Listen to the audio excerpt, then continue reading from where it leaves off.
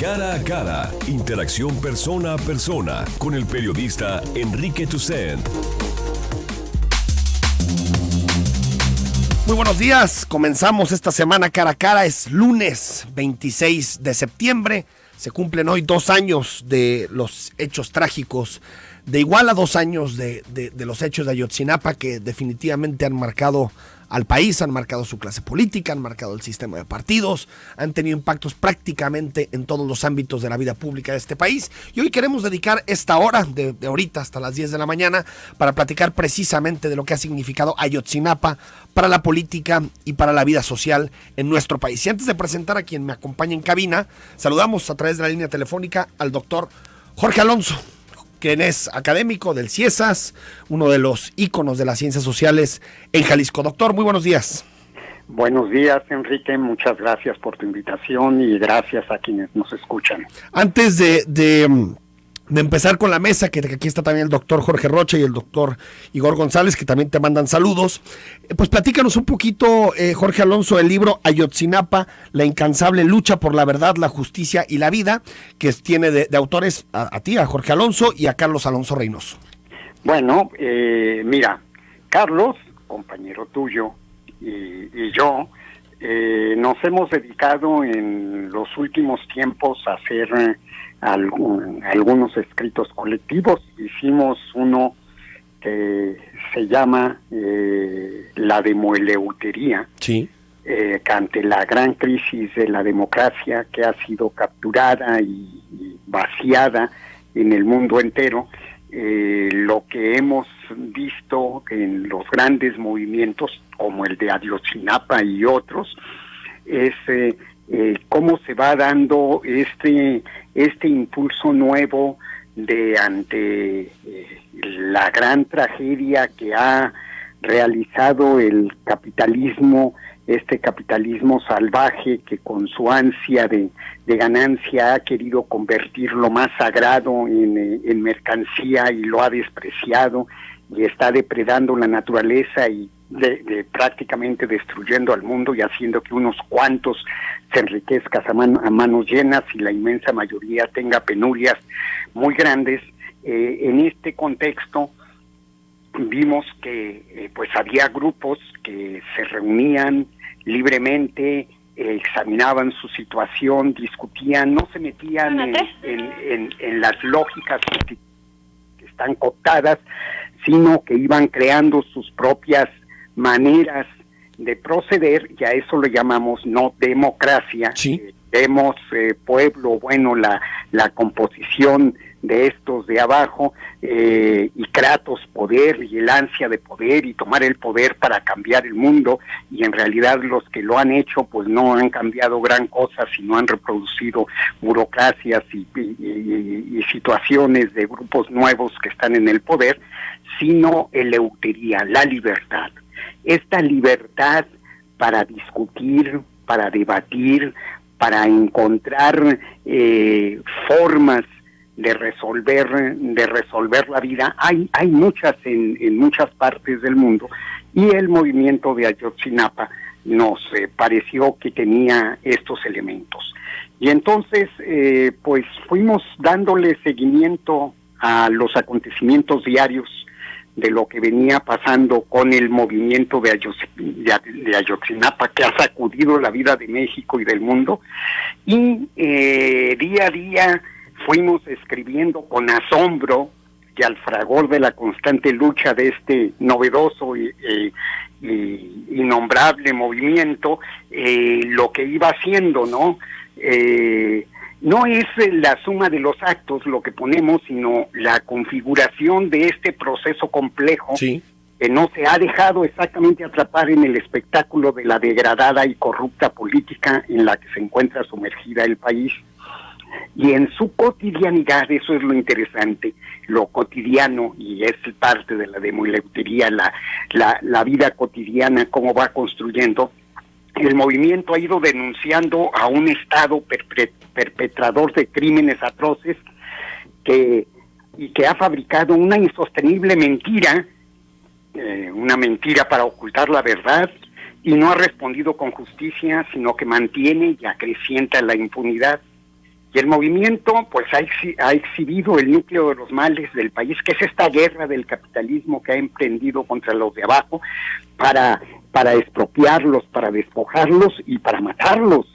Este movimiento ha ido resistiendo gravísimos agravios y ataques de los de arriba, y ha conglutinado y buscado con imaginación y construcción un modo nuevo de convivencia, esta demoeleutería, inspirado por la vida. Vivos se los llevaron, vivos los queremos, y ha deambulado en una vía estrecha, dura, pero que ha demostrado que es transitable, buscando la verdad, que es lo que ha ocultado el gobierno, y la justicia, es decir, que en realidad no sean chivos expiatorios o los de abajo, sino que se llegue hasta las últimas consecuencias, y juntos con más están, ese es lo interesante, han hecho esta convergencia de movimientos y lo han desatado en sus recorridos por toda la República y en sus recorridos por el mundo.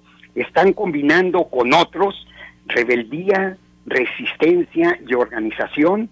No se venden, no se rinden, los han querido dividir, no han podido, los han querido comprar, no se han dejado, y están firmes impulsados por el dolor, que es un dolor muy profundo el de los desaparecidos, sí, para cambiar este país. Se ha convertido de un movimiento por los desaparecidos, y que se juntó con un movimiento con otros desaparecidos, ha sido un movimiento por la transformación del país. Y lo interesante de este asunto es que, aunque el gobierno ha querido hacer como una disección, como una operación quirúrgica, donde ha querido decir que los únicos culpables o lo único malo es el crimen organizado, sí, y las policías municipales, y pues se ha visto efectivamente que no, que están implicados las policías estatales, el Estado mismo, el exgobernador, la PGR, el Ejército, es decir, que está todo el Estado. Y ahora lo más es la manera como este torpe presidente que tenemos, que cree que gobierna, ¿verdad?, con gran impunidad, y que premia a sus amigos ineficientes y que están llevando al país al desastre, a este desastre en el que estamos, económico, político y social, pues se acaba de inculpar solito, ¿no?, con todas las pruebas nacionales e internacionales de que su amigo el Cerón, el que Tomás Cerón, sí, lo salvó de la niña Paulette y todas estas cuestiones, y creó toda esta mentira que es insostenible, cuando se evidencia que cometió muchas irregularidades y aún crímenes que podían llevarlo a la cárcel, pues lo salva y dice no tiene nada, y le da un gran puesto arriba, lo cual sí, se está inculpando, está diciendo el gran responsable de todo esto soy yo, ¿sí? Y bueno, es él y la estructura, el dedo acusador de inmediato de la sociedad que dijo fue el Estado, pues evidentemente porque está coludido con todo este crimen organizado y está corrompido, y lo que ha prevalecido es la impunidad. Pensaban que podían, repitiendo sus mentiras una y otra vez, a lo Goebbels iban a convencer a la gente, pero en realidad se han evidenciado como mentirosos, aunque han tenido el gran apoyo de los grandes medios de comunicación y unas campañas de difusión muy fuertes, plumas pagadas, etcétera, no han podido ocultar la verdad, aunque la quieran ocultar, y en realidad pues lo que tenemos es una gravísima impunidad, y el movimiento no se ha dejado y los ha evidenciado, y ha sido un movimiento con una, es decir, siguiendo su vida diaria, es incansable, es decir, no es esporádico, no es a veces, es generalmente los movimientos no duran tanto. Sí. Este movimiento ha durado mucho y con mucha intensidad. Claro. Pero eso lo lleva la misma fuerza del núcleo duro de los padres y de todos estos grupos de derechos humanos nacionales e internacionales que han puesto, que han evidenciado dónde están todas las fallas de la investigación oficial y han abierto las pistas para caminar hacia la verdad, y ellos están incansables luchando por la verdad, la justicia y por la vida. Y por eso le pusimos esto al libro. Doctor Jorge Alonso, nos quedan lamentables. Sí, dime. Hoy me encontré una noticia muy agradable, por mi correo, y una página europea de Bélgica, que tiene 60,000 entradas mensuales, me dice, acabamos de poner su libro en nuestra página. Ah, mira.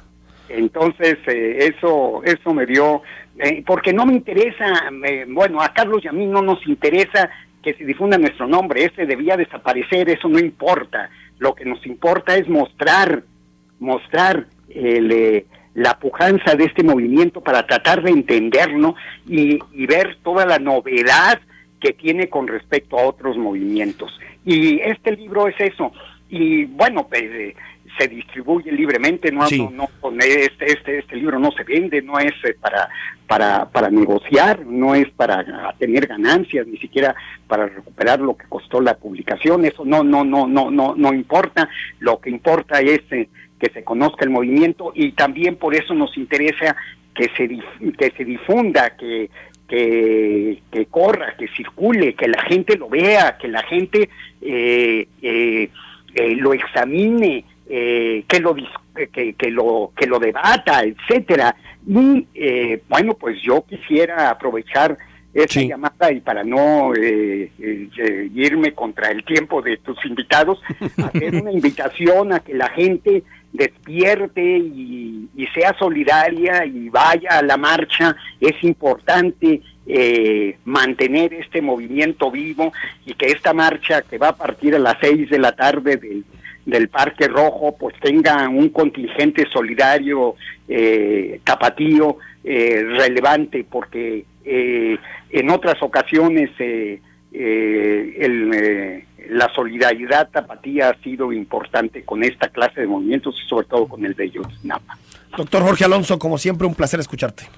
Muchas gracias. Saludos y buen día. Adiós. Nosotros vamos al corte, estamos en Cara a Cara. Les recuerdo el WhatsApp 33 18 80 76 41. También nos pueden llamar a cabina al 31 22 42 00 y al 31 22 42 66. Al regresar presentamos a nuestros analistas de esta mañana.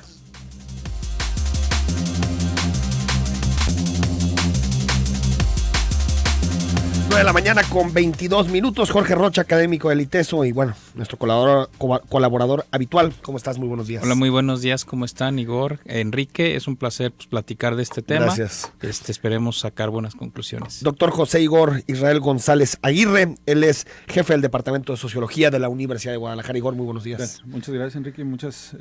Gracias por la invitación. Saludo a la audiencia, Jorge. Jorge, Igor, preguntarles 2 años, ¿qué ha significado Ayotzinapa para este país? Empezamos contigo, Jorge. Pues para mí yo creo que es una de las muestras del fracaso del Estado mexicano en el tema de derechos humanos. Después de 2 años estamos básicamente en el mismo sitio que el 27 de septiembre de hace 2 años, ¿no? Obviamente no se sabe el estatus de el estatus es de desaparecidos, pero no se sabe en dónde está, pero tampoco se ha dicho que están menos de uno, ¿no? De Alexander Mora. Salvo de hay una versión oficial que se cayó a pedazos. A lo largo de estos años han aparecido elementos que han dado al traste con esta versión que ya nadie cree. Yo creo que por supuesto ni la Procuraduría General de la República se atreve a seguir hablando sobre la llamada versión histórica de Murillo Karam, que a propósito le costó... La verdad histórica. Todavía era más pomposa que la versión histórica. Que le costó el puesto.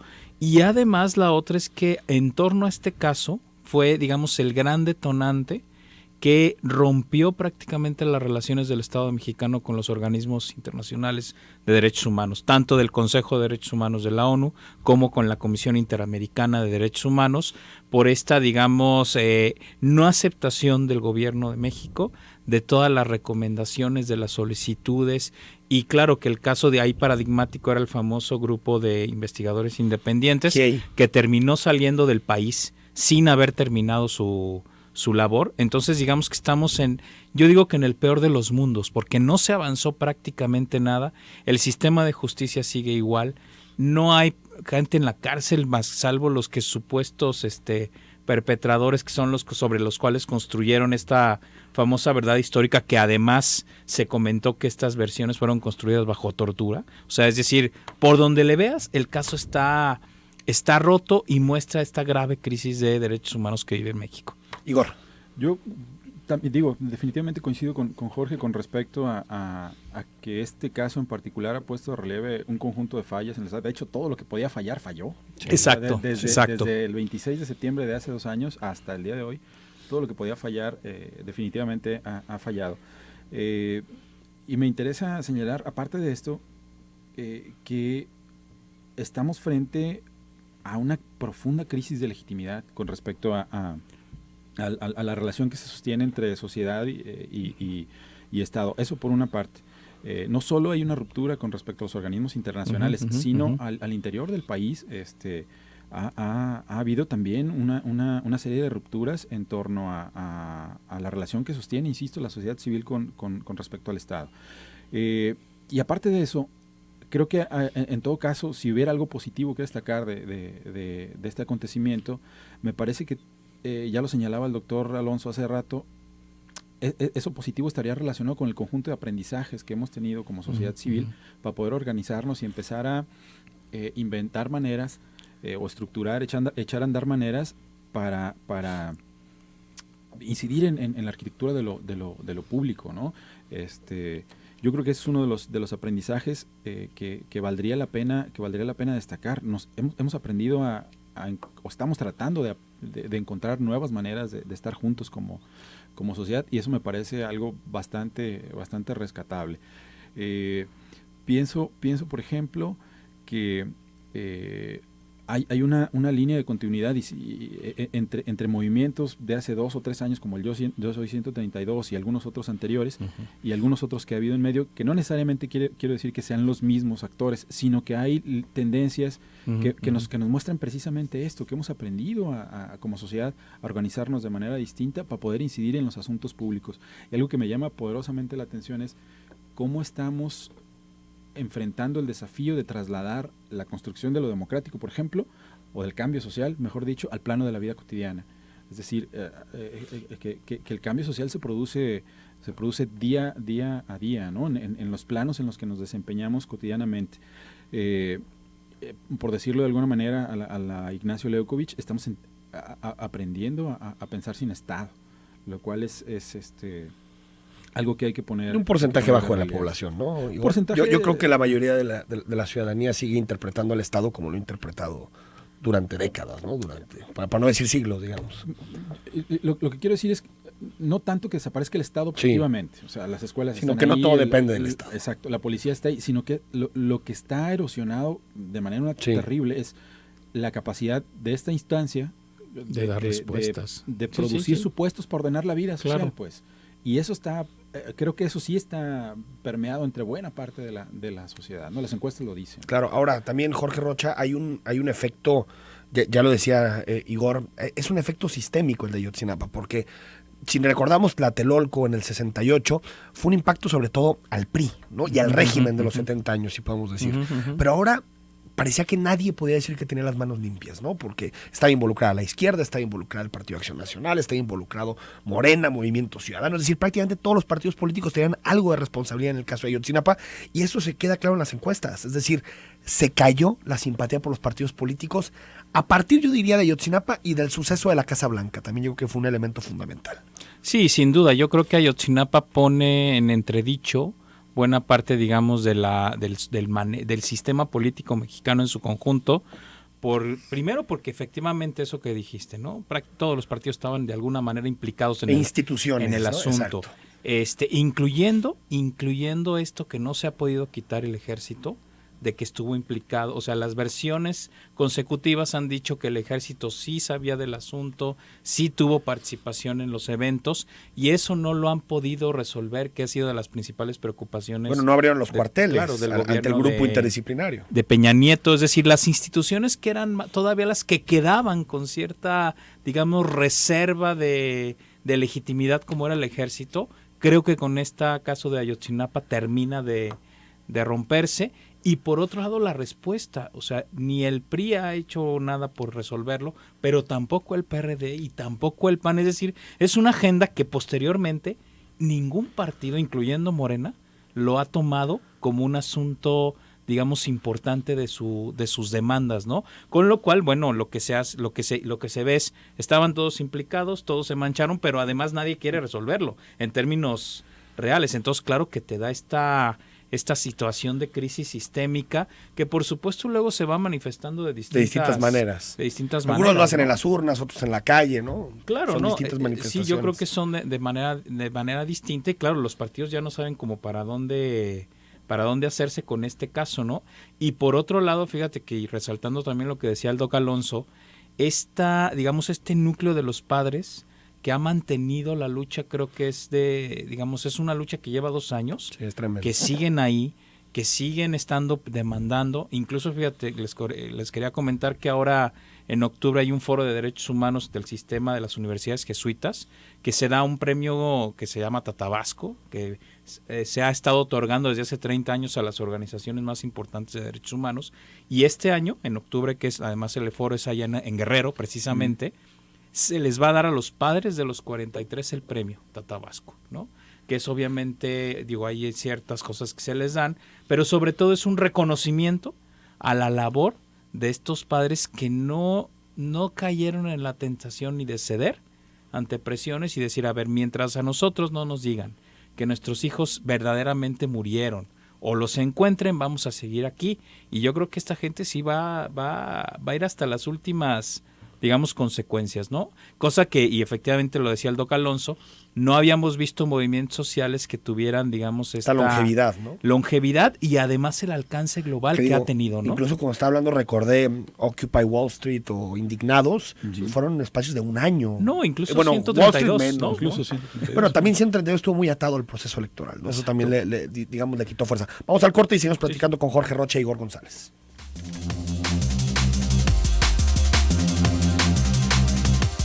De la mañana con 35 minutos, estamos platicando sobre el segundo aniversario de los hechos de Iguala, de la tragedia de Ayotzinapa. Algunos mensajes que nos escriben el amable auditorio. Nos dice Eduardo 1, cuando un partido político no tiene el poder en sus manos, tiene las soluciones para todos los problemas, y cuando están se esfuman las ideas. ¿Cuántos años y el pueblo igual? Perdón, peor día a día, estamos hartos. Espero lo comente al aire. Gracias, Eduardo. Nos dice también 2609, nos dice más bien de algunos camiones y que están pasando por Lázaro Cárdenas contaminando. Ahorita pasamos el reporte. 4206, buenos días. Ojalá ese valiente movimiento por las víctimas de Ayotzinapa sea ejemplo para exigir acción y cuentas claras a las autoridades, pues no es posible escuchar tanta violencia diaria por arma de fuego sin minimizar otro tipo y considerar esto como algo normal. José Manuel Covarrubias dice: lo triste y preocupante sobre el tema de Iguala, Ayotzinapa, Tlatlaya es el regreso a la década de los 70, la represión, la corrupción, inclusive del ejército, trabajando a la par con el narco y a la vista y complicidad de los gobiernos municipales y estatales. Se debe hablar de hechos aislados o de una guerra del Estado contra los ciudadanos, ya que la desaparición forzada de contrarios al gobierno es sistemática, constante y añeja en esa región. ¿Puede repetir el nombre del libro, por favor? Se puede descargar incluso el libro, por si te interesa, de la página del CIESA. Se llama Ayotzinapa, la incansable lucha por la verdad, la justicia y la vida, de Carlos Alonso Reynoso y Jorge Alonso. Seguiremos dándole lectura a algunos de estos mensajes. Igor, me gustaría también preguntarte por digamos, cómo Ayotzinapa terminó de alguna forma impactando en el proyecto político del presidente Enrique Peña Nieto. Hay que recordar, yo estaba haciendo una revisión hemerográfica de lo que discutíamos en septiembre de 2014, poquito antes de que sucediera Ayotzinapa, y era reforma energética, reservas probadas, crecimiento económico, bueno, toda la agenda del presidente de la República, telecomunicaciones, competencia, México en el mundo, The Economist, bueno, todo esto. Y después de eso, el debate cambió. Claro, pues lo que pasa es que desde mi punto de vista se desplazó primero el núcleo hacia la puesta en suspenso de la legitimidad del proyecto, primero del proyecto, es decir, del conjunto de las 12 o 13 reformas que estaban puestas ahí sobre la mesa. Exacto. Sí. Primero sobre eso.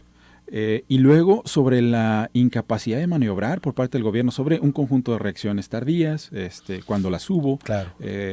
Luego sobre digámoslo así, pues literalmente la ineptitud de las máximas autoridades para dar una respuesta más o menos confiable ante la situación.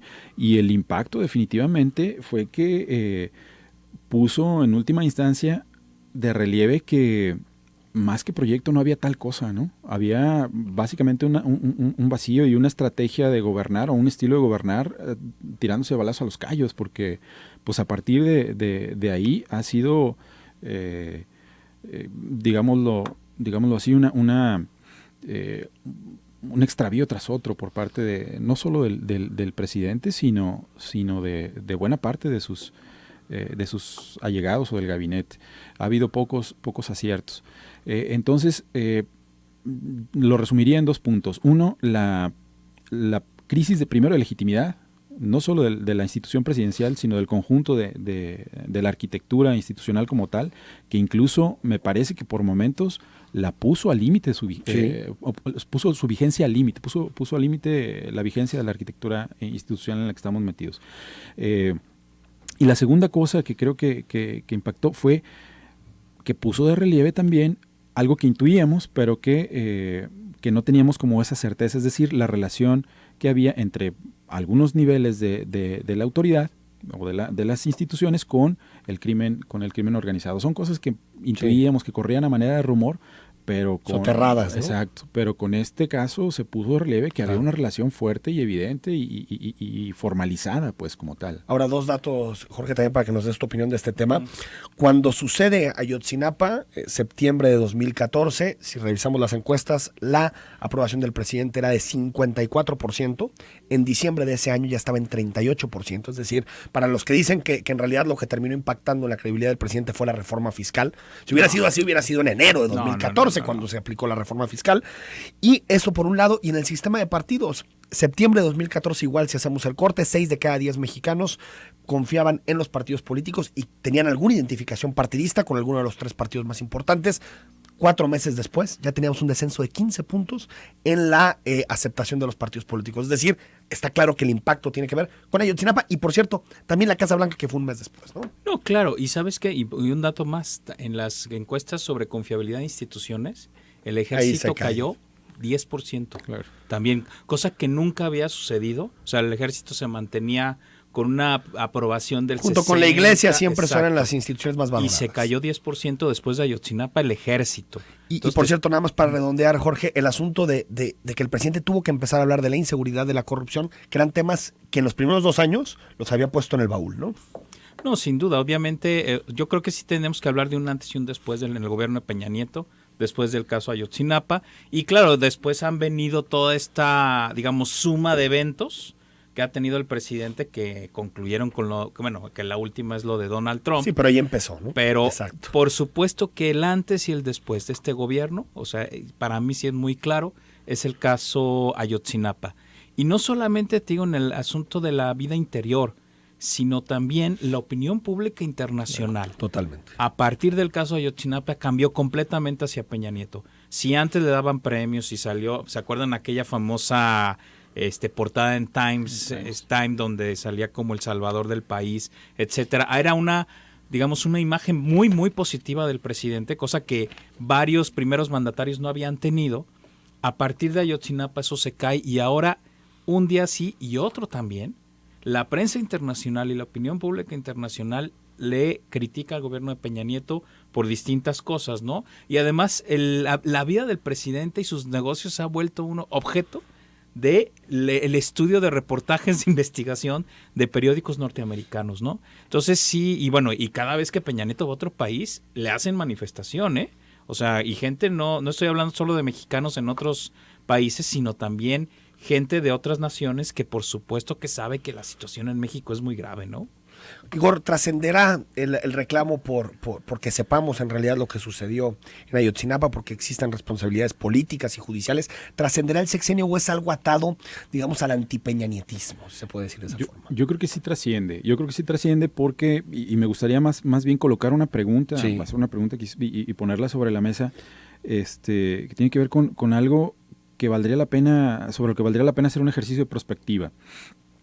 Pensemos que en los últimos 15, 18 años, poco más, poco menos, se ha ido acumulando una fuerza social impresionante en términos de movilizaciones, en términos de organización, en términos de saberes colectivos para poder organizarse, insisto, incidir en la construcción de lo público, que tarde o temprano, ya lo ha hecho, pero tarde o temprano se va a enfrentar de una manera más o menos frontal con la ausencia de vías institucionales para canalizar esa fuerza social.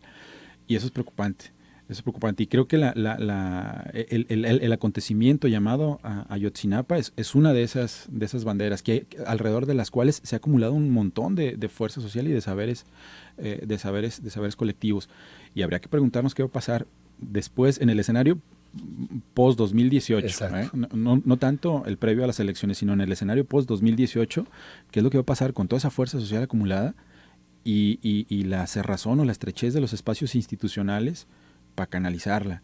Y el escenario no pinta nada bueno, ¿no? A mí me parece que sí trasciende el sexenio. Desde luego tiene una raigambre el caso Ayotzinapa, pero en general el descontento social tiene una raigambre antipeñanietista.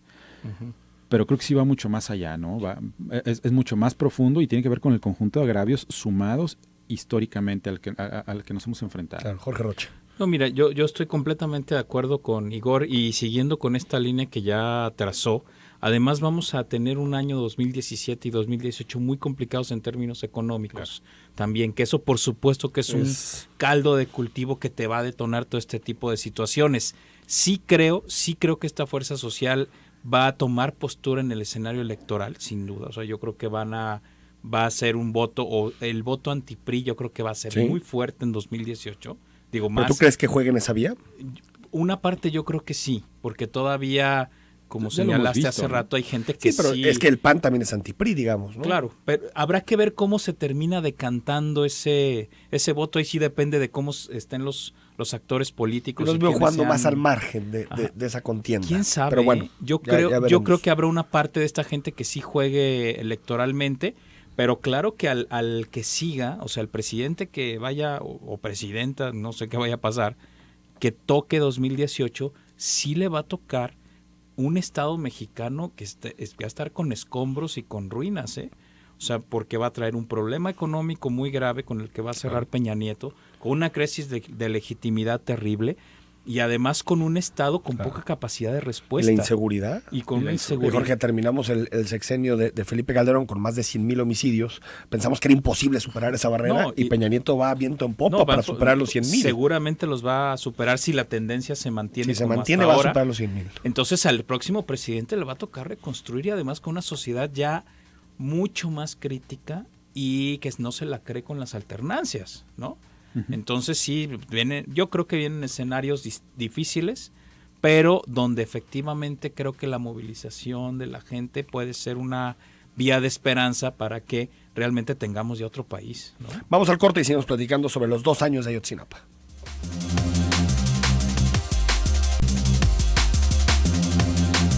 Bueno, la mañana con 52 minutos, a ver si alcanzamos a darle salida a algunos de los mensajes. Dice el teacher, de escuchar los escenarios catastrofistas que los invitados plantean, dan ganas de pensar si el origen de todo esto es nuestra falta de capacidad de ver hacia adelante y encontrar soluciones en lugar de machacar sobre los errores. Fíjate, a propósito de este comentario, desafortunadamente uno luego plantea los peores escenarios y desafortunadamente en este país ha pasado que la realidad rebasa esos escenarios, ¿eh? O O sea, yo creo que la muchos realidad decían, supera la ficción. Sí, nosotros decíamos, no, es que sí está mal, pero luego la realidad dice, no, no está mal, está muy mal, Sí. desafortunadamente, ¿no? Y yo creo que de pronto es fácil decir ver hacia adelante cuando uno no ha perdido un familiar o cuando alguien no ha tenido, Claro. pues yo me imagino, si hubiera perdido un hijo en un evento de estas características, Bueno. pues uno pensaría cómo vas a vivir si ni siquiera el Estado, si ni siquiera el gobierno O- te accede a No, la verdad vamos más pensando mínima, en el ¿no? caso de Jalisco, o sea, hay Exacto. 4,000 familias jaliscienses que han perdido personas solamente en el Sí. sexenio de Peña Nieto y 2,000 que han perdido sus gentes que no saben dónde están. O sea, estamos hablando de 6,000 familias jaliscienses que han tenido pérdidas muy fuertes, ¿eh?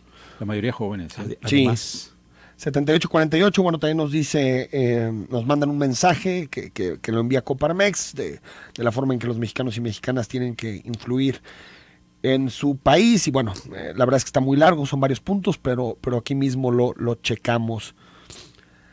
Margarita nos dice también, bueno, una reflexión también muy larga sobre una situación del Evangelio. Gracias por compartirla con nosotros. 6648 nos dice, marcado, bueno, está largo el mensaje, marcado un país corrupto, otra raya al tigre, y como el 2 de octubre hasta que se olvide, organizarse a partir de una tragedia otra vez. Ayotzinapa independientes para el 18, mitómanos nada más, dice en torno al tema. Enrique Ledón, hola, buen día. Tenemos años con estos temas y no reaccionamos los mexicanos. Seguimos en nuestra área de confort y dejamos que los gobiernos sigan haciendo de las suyas. Encuesta tras encuesta para ver qué aprobación tiene el presidente. Los errores son evidentes. Hagamos una encuesta para revocarle el mandato. Pregunta para los analistas: ¿qué debemos hacer para cambiar esta situación? No sé si quiera contestar alguien, Jorge, Igor, ¿qué hacer para cambiar esta situación? Organizarse. Yo creo que una de las vías para salir de este atolladero tiene que ver con la organización en los planos más locales posibles. No hay de otra, pues. Hay que empezar a pensar en nuevas formas de representación, en nuevas formas de gestión. Así, insisto, en el plano más local, en el barrio. Es donde se puede incidir y explorar otras formas también más hacia arriba, pues, presupuestos participativos, planeación comunitaria, en fin. Hay formas de hacerlo. Es decir, participar, ¿no? Sí, involucrarse en la construcción de los asuntos públicos. A lo mejor no por la vía partidista, salvo que uno lo quiera hacer así, pero sí a través de la organización. Pues. Claro. Jorge Rocha, antes nos quedan 2 o 3 minutos para despedir. ¿Sabremos alguna vez lo que sucedió esa noche del 26-27 de septiembre de 2014? Te lo pregunto porque siempre han quedado muchas dudas en las interpretaciones históricas de la mayoría de temas que hieren, ¿no? Digamos, la identidad de los mexicanos. ¿Sabremos realmente qué sucedió aquella noche? mira, yo creo institucionalmente ahorita no vamos a tener respuestas. Es decir, hasta que Peña Nieto no salga del gobierno, yo creo que no vamos a saber qué pasó. Probablemente podamos luego tener algún reportaje periodístico de suma profundidad que nos dé las pistas fundamentales. Y yo creo que esto solamente se sabrá si efectivamente la persona que llega a la presidencia de la República en el siguiente sexenio haga una comisión de la verdad. Yo creo que no... Pues que te devuelva al grupo de expertos, sí, tal ¿no? cual. Yo creo que tendríamos que llegar a una situación de esa naturaleza para efectivamente saber qué pasó. Yo estoy convencido que en estos 2 años que le quedan a Peña Nieto no lo vamos a saber hasta que salga esta gestión, desafortunadamente. Y fíjate, en torno a esto de qué hacer, Javier Sicilia, en algunas charlas que teníamos con él, decía que todo suma. Decía, ante esta disyuntiva, si sistémico o no sistémico, decía, todo suma, desde organizarse en el barrio hasta revisar los informes de gobierno de los presidentes municipales, ¿no? Hasta actuar en un partido político de forma honesta. Claro, ¿no? ser democratizar un partido. Bastante. Pequeña labor. Exactamente, ¿no? Pero todo suma, ¿no? Diría Sicilia. Claro. Igor, en este sentido, ¿sabremos qué sucedió? Yo lo veo complicado. De hecho, oficialmente ya hay una versión cerrado, de los hechos, ¿no? Está cerrado el caso. Entonces, salvo que haya una comisión que apueste por desentrañar la verdad, en este sexenio difícilmente sabremos algo distinto a lo que ya se puso como versión oficial acerca del caso. Ahí lo que compete es continuar siendo solidarios con con los padres de los chicos, los familiares de los chicos y los propios estudiantes, ¿no? Y es que al final, Igor, la tentación del político que llega, porque ahorita decimos, bueno, puede haber alternancia en el poder en 2018, y uno pensaría que habría una comisión de investigación, se abría el tema. Sin embargo, siempre existe la tentación de pactar, ¿no? Claro. Sucedió con Vicente Fox, que se le pedía también una comisión de la verdad para distintos hechos, y lo que hizo fue pactar en ese momento con el PRI para poder sacar su agenda legislativa, ¿no? De pronto el pragmatismo se termina imponiendo en este tipo de casos. Desafortunadamente. ¿No? Y Carrillo al final, ese fiscal famoso, terminó diciendo, pues no me dejaron hacer nada, ¿no? Y no hizo nada. 7744, escucho diario su programa, muy bueno, por cierto, y en general la estación. A 2 años de Ayotzinapa, lo preocupante es que no hemos crecido como sociedad, nos dejamos manipular por el gobierno, partidos, asociaciones, etcétera.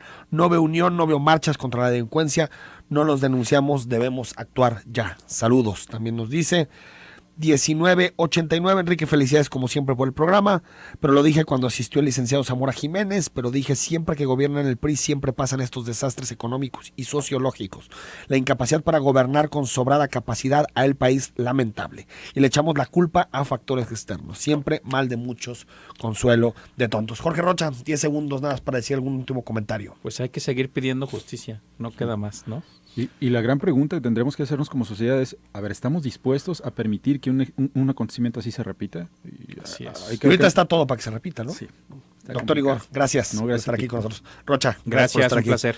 Nos despedimos mañana, otra vez a las 9 de la mañana, platicaremos aquí en Cara a Cara. Soy Enrique Tucen.